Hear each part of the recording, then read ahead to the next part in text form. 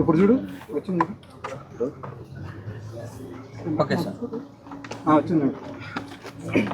ఈనాడు అధికారంలో ఉన్న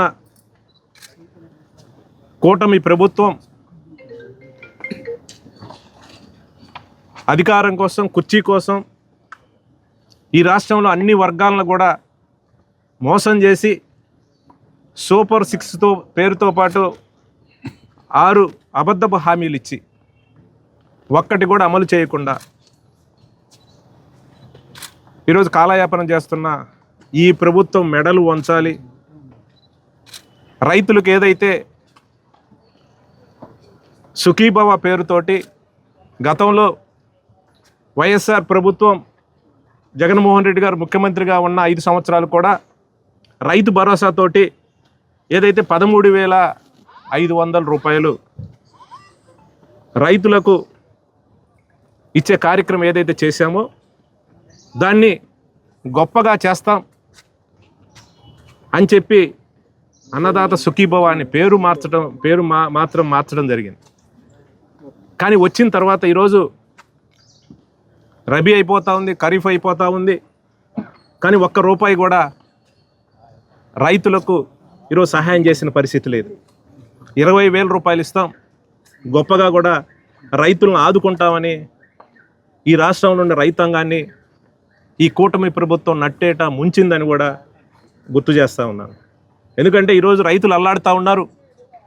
ఏదైతే 1,700 రూపాయలతోటి రైతుల దగ్గర ధాన్యాన్ని కొనాల్సిన పరిస్థితిలో ఈ ప్రభుత్వం ఈరోజు రైతుల దగ్గర ఏదో నెపం చెప్పేసి 1,350 రూపాయలకి కొని రైతులు మోసం చేస్తామని నేను అడుగుతూ ఉన్నాను. ఈ కూటమి ప్రభుత్వంలో ఉండే చంద్రబాబు నాయుడు కానీ లోకేష్ గారిని కూడా అడుగుతూ ఉన్నాను.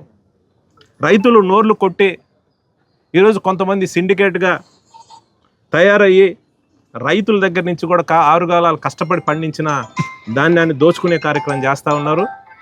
దయచేసి దాని వైపు దృష్టి పెట్టాలని కూడా ఈ కూటమి ప్రభుత్వ నాయకుల్ని, మంత్రుల్ని డిమాండ్ చేస్తూ ఉన్నాను. మంత్రి అయితే 2 అడుగులు ముందుకేసి మీరు ఒక మెసేజ్ పెట్టండి చాలు, మిమ్మల్ని మీ యొక్క ధాన్యాన్ని ప్రభుత్వమే కొనుగోలు చేసే విధంగా కూడా ఆదుకుంటామని చెప్పిన మంత్రి ఈరోజు ఎక్కడా కూడా ఆయన వాయిస్ కనిపించే పరిస్థితి లేదు. ఈరోజు ఈ రకంగా రైతులను దగా చేస్తూ ఉన్నారు. కష్టపడి పండించిన రైతులు ధాన్యాన్ని అమ్ముకోలేని పరిస్థితిలో ఈరోజు ఉన్న పరిస్థితి. ఈరోజు మా నాయకుడు జగన్మోహన్ రెడ్డి గారి నాయకత్వంలో ఈరోజు రాష్ట్ర వ్యాప్తంగా కూడా రైతులకు ఒక సంఘీభావం, ఒక ధైర్యాన్ని ఇచ్చే విధంగా ఈరోజు ఆయన యొక్క ఆలోచన ప్రకారం, జగన్మోహన్ రెడ్డి గారి ఆదేశాల ప్రకారం పల్నాడు జిల్లాలో ఉండే 7 నియోజకవర్గాలకు సంబంధించి మా పార్టీ ఇన్ఛార్జీలు, ఎక్స్ఎమ్మెల్యేలు, మాజీ మంత్రులు, నాయకులు అందరం కలిసి కూడా ఈరోజు పెద్ద ఎత్తున కూడా రైతులందరం కూడా కలిసి కలెక్టర్ గారికి ఈరోజు ఒక వినతి పత్రం ఇవ్వడం జరిగింది. రైతులకి జరుగుతున్న అన్యాయాన్ని, రైతులు పడే బాధల్ని వాళ్ళని బయటేయాలి, ఆదుకోవాలి.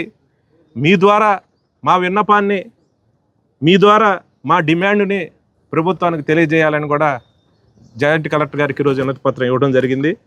నేను ఈ కూటమి ప్రభుత్వాన్ని మేము డిమాండ్ చేస్తూ ఉన్నాం, దయచేసి మీరు రైతులు నోర్లు కొట్టొద్దండి.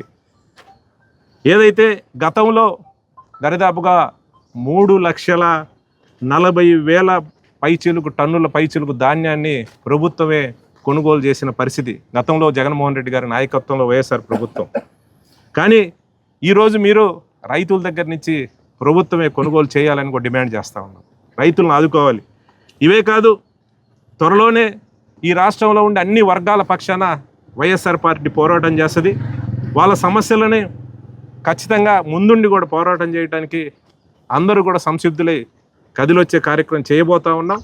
ఎందుకంటే జగన్మోహన్ రెడ్డి గారు నిత్యం కూడా రైతుల కోసం, ఈ రాష్ట్రంలో బడుగు బలహీన వర్గాలకి ఏదైతే గతంలో సంక్షేమ కార్యక్రమాలు ఇచ్చామో, గతంలో 2,75,000 కోట్ల రూపాయల సంక్షేమ కార్యక్రమాల రూపంలో ఈ రాష్ట్రంలో పేదవారికి ఇస్తే ఈరోజు ఒక్కటంటే ఒక్క హామీ కూడా వాళ్ళు ఇచ్చిన పరిస్థితి లేదు. ఈరోజు అల్లాడుతూ ఉన్నారు. ఎవరిని కూడా పట్టించుకునే పరిస్థితి లేదు. ఏదో రివ్యూలతోటి ఇంకా ఏదైనా గొంతెత్తి ఎవరైనా ప్రశ్నిస్తే సోషల్ మీడియాలో పోస్టులు పెడుతున్నారని ఈరోజు అనవసరంగా కూడా పిల్లల మీద కేసులు పెట్టే పరిస్థితి ఎంత దారుణంగా ఉందంటే ఈ దేశంలో ఎక్కడ ఏ రాష్ట్రంలో కూడా ఎవ్వరు చేయని విధంగా కూడా ఈరోజు